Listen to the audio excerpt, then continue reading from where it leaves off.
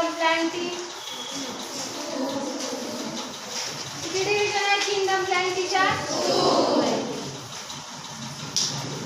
कोणत्या?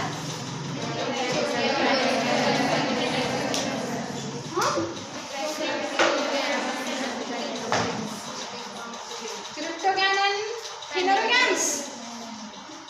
This is the division of the kingdom planty. हा division आहे का kingdom plantyचा?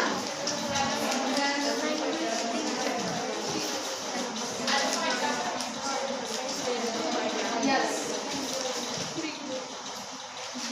Cryptogan and Phanerogams. This is the type of the plants, not division of the kingdom planty. Krypton आणि Phanerog ह्या type आहे प्लांटच्या, division नाही आहेत.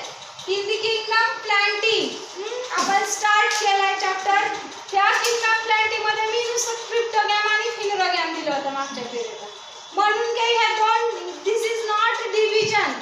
फिनोरो means flowering plants, crypto means flower bearing plants. Kingdom planty occurs आयु division. Division algae, division bryophyte, division pteridophyte, division gymnosperm and division angiosperm. These are the divisions and in this division लक्षात राहतील, कधी कुठेही गेला तरी kingdom planting मध्ये 5च division आहे.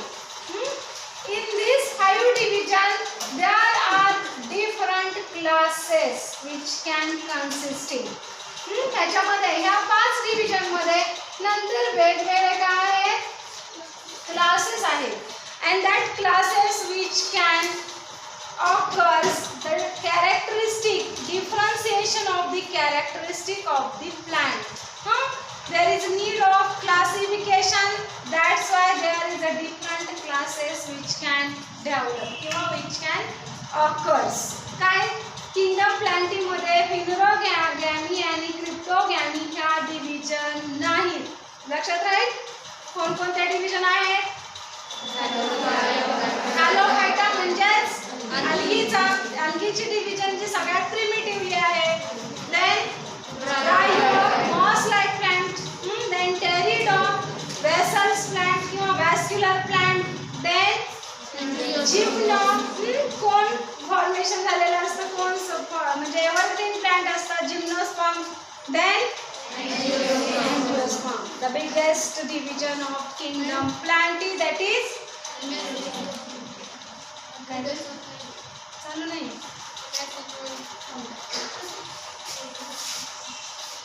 Space नाही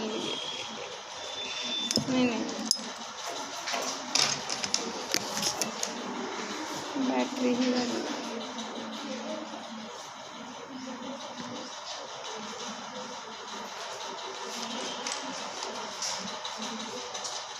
तर आता आपण बघायचंय general characteristic of the plant. Last पिरियडला बघितल्या होत्या 3-4 कॅरेक्टरिस्टिक होत्या. लिहिले नोटबुक आहे सगळ्यांकडे? The general characteristic of plant.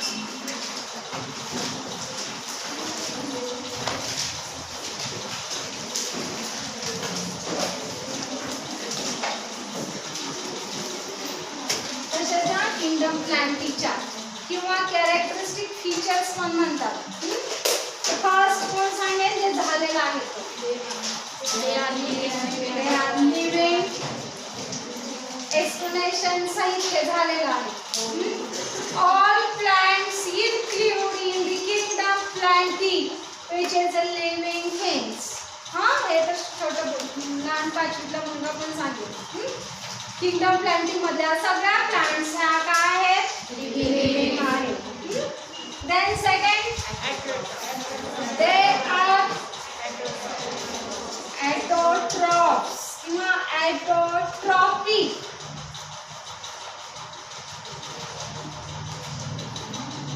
Autotrophic THIC पण लिहितात TIC पण. ऑटोट्रॉफिक म्हणजे काय? वनस्पती किंवा plants they can made their own food. ते स्वयंपोषी आहेत, स्वतःचं अन्न स्वतः तयार करतात. त्या सगळ्याच प्लांटचा हा कॅरेक्टरिस्टिक आहे. जनरल कॅरेक्टर म्हटलंय.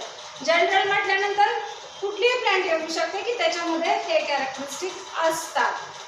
नंतर आपण डिव्हिजन वाईज बघायचंय. क्रिप्टोगॅम काय आहे, फिनोलॉगॅम काय आहे, अल्गी काय आहे, ब्रायो काय आहे, टेरिडो काय आहे, आणि त्याच्यात मी ते एक्झाम्पल बघणार आहे नेक्स्ट. म्हणजे पुढे कसं जाईल तसं. अगोदर जनरल तरी माहित पाहिजे प्लांट्स कसे असते काय. देन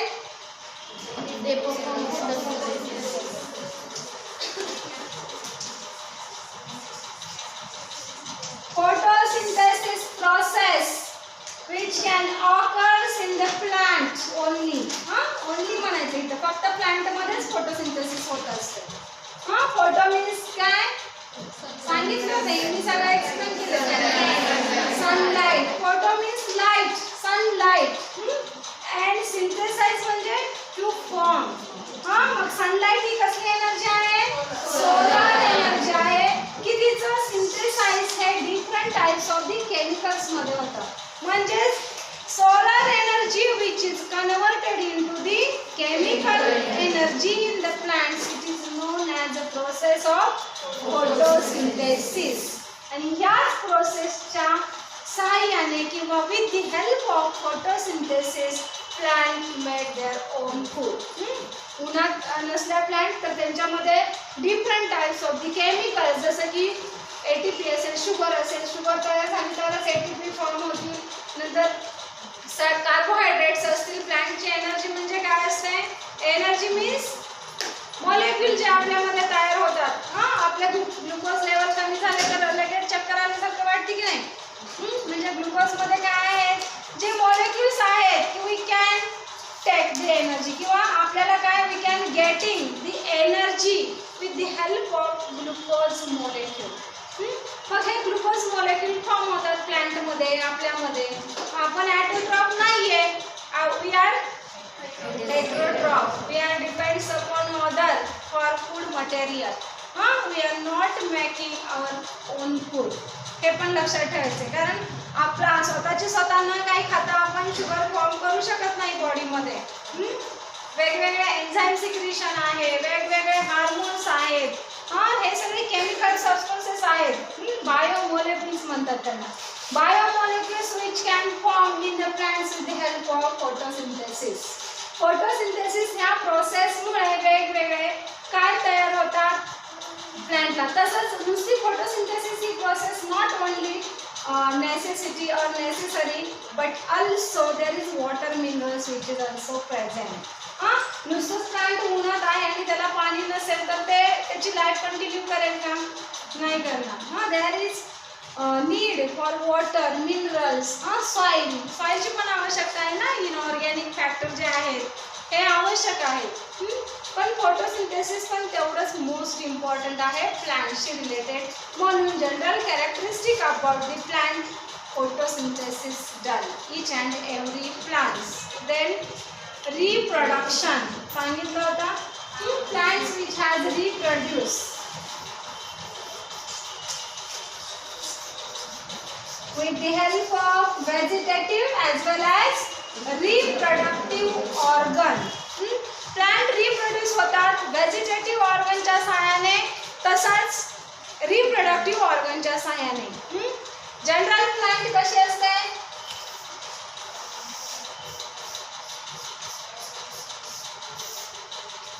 हा पोर्शन अंडरग्राउंड मध्ये असतो.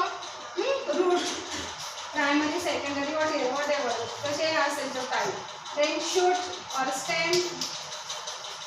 शूटचं कन्वर्जन स्टेम मध्ये होत असते. देन ह्याला ब्रांचेस पण असू शकतात, असतात. लीफ और leaves and then here flowers. General structure about the plant, which can occur or consisting root, shoot, just conversion stem मध्ये होता. root, stem, leaves, flowers. हे जनरल एंजिओस्पर्मिक प्लांट मध्ये असणारे हे पार्ट ऑफ दी प्लांट्स आहेत किंवा organ of the plants. In this organ there is a division of vegetative and reproductive organ. मग vegetative reproduction which can takes place both type the organ. दोन्ही प्रकारच्या ऑर्गनने reproduction होतं, vegetative ऑर्गनने पण आणि reproductive organ. मग व्हेजिटेटिव्ह कोणते RLS सांगितलं होतं मी, root, leaves and stem.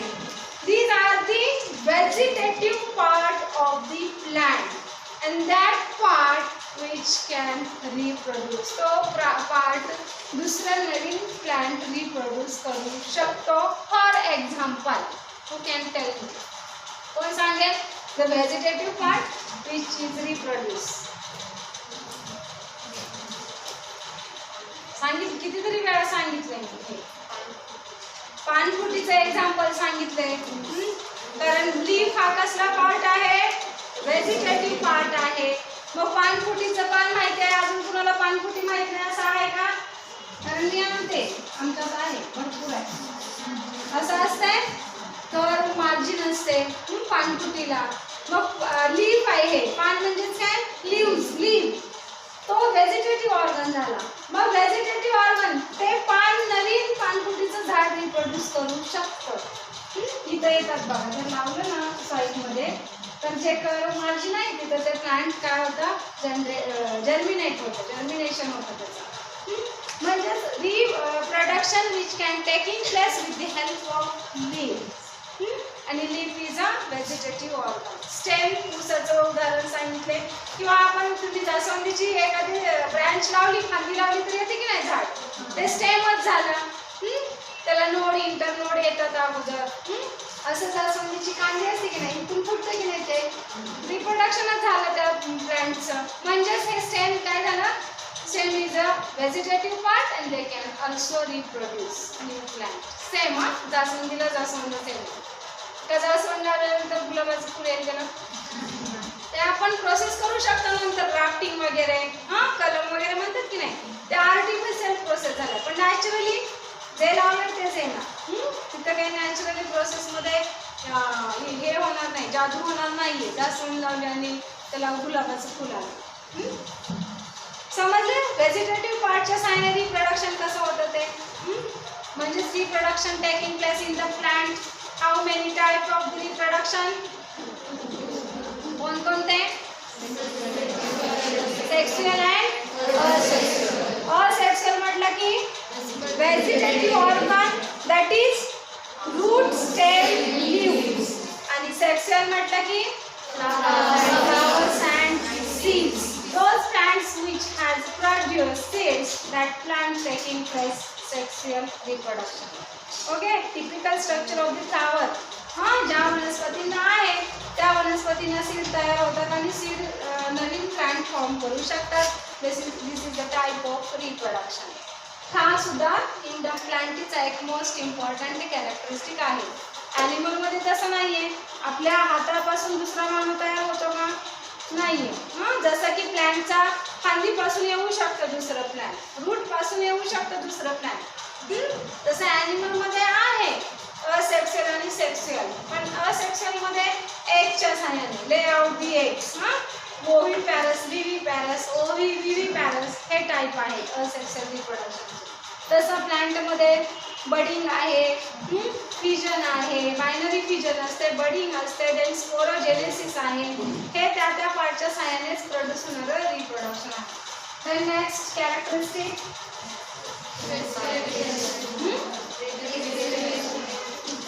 Respiration. सांगितलं होतं आणि इथंच थांबलो होतो आपण. रेस्पिरेशन कोण सांगते? डेफिनेशन ऑफ द रेस्पिरेशन सांगितली पण होती.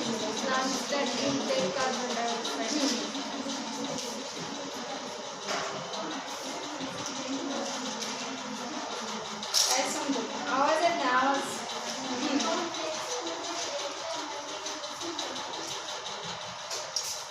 प्लांटशी रिलेटेड झाले रेस्पिरेशन. ॲनिमल रेस्पिरेशन और ह्यूमन रेस्पिरेशन. मगर आली का? मगर आज ऋतुजा मगर येते सांगता रेस्पिरेशनचं मिनिंग काय होते की नाही तुझ्यामध्ये? रेस्पिरेशन काय? श्वसन. मग काय होतं श्वसन या प्रक्रियेमध्ये किंवा in the process of respiration?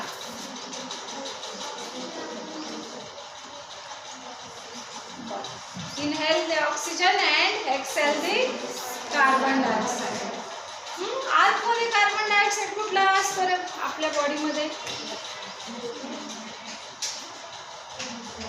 केलाय कधी विचार? बाहेर नुसतंच माहिती आपल्याला ऑक्सिजन घ्यायचा, कार्बन डायऑक्साईड सोडायचा.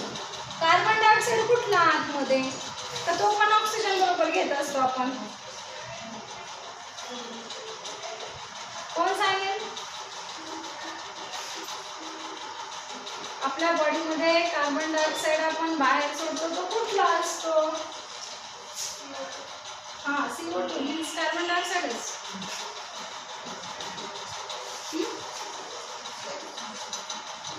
सांगितलं नाही म्हणजे माहित नाही अजून. एअर कसली घेतो आपण? ऑक्सिजन मध्ये एअर असते, प्युअर का इम्प्युअर?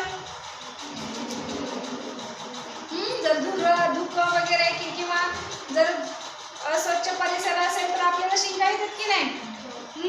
इम्प्युअर एअर असेल तर, डस्ट पार्टिकल वगैरे त्याच्यात असेल तर नाही लगेच आपला जे सिस्टम आहे रेस्पिरेटरी सिस्टम ते काय करत नाही, हेल्प करत नाहीये. जर इम्प्युरिटीज ऑफ दी एअर मध्ये असतील तर मग फक्त ऑक्सिजनच घेतो. सांगतो का जाताना ऑक्सिजन मी चाललोय आतमध्ये? विदिन सेकंदाच्या आत ते प्रोसेसेस कंटिन्युअसली चालू असतात. का बंद पडते कुणाचं रेस्पिरेशन मधूनच? पडते का?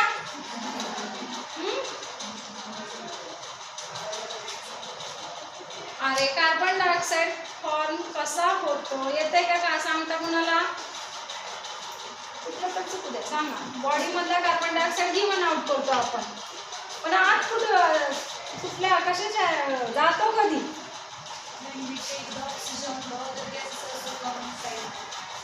Other gases come carbon dioxide but in the formation किंवा जो कार्बन डायऑक्साईड बाहेर सोडतो ते विथ ऑक्सिजन जातो का? एंटर होतो का?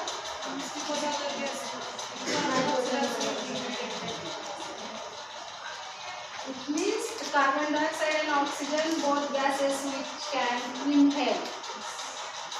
दोन्ही गॅसेस आपण घेतो. मग कार्बन का सोडतो? घेतो तर सोडायचा का?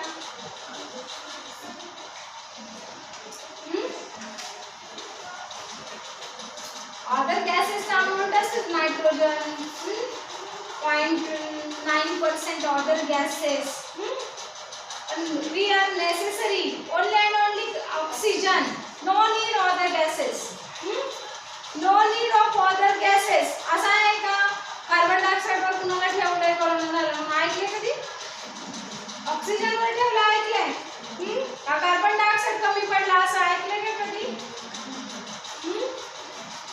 मग तुम्हाला वाटतंय तुला की कार्बन डायऑक्साईड ऑक्सिजन बरोबर जातो?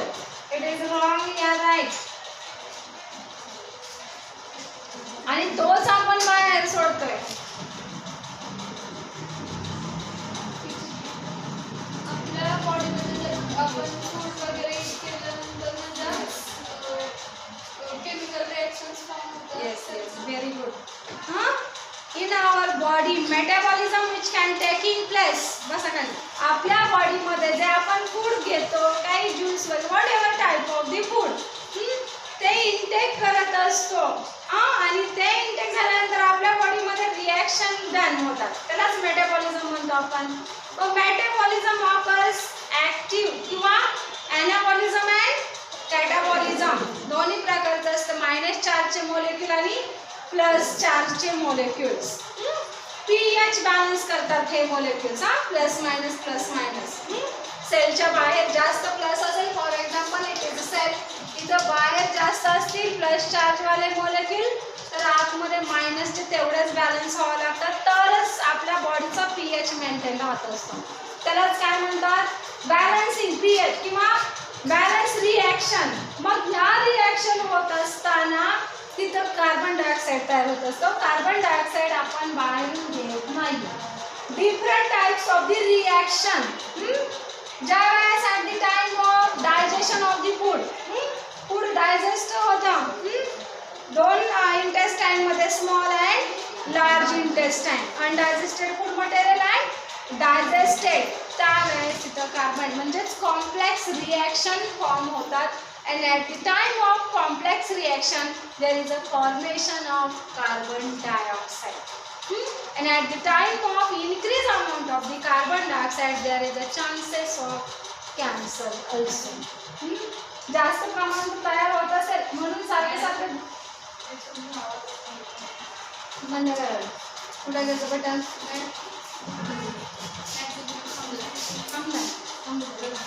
दुसरा टाकते.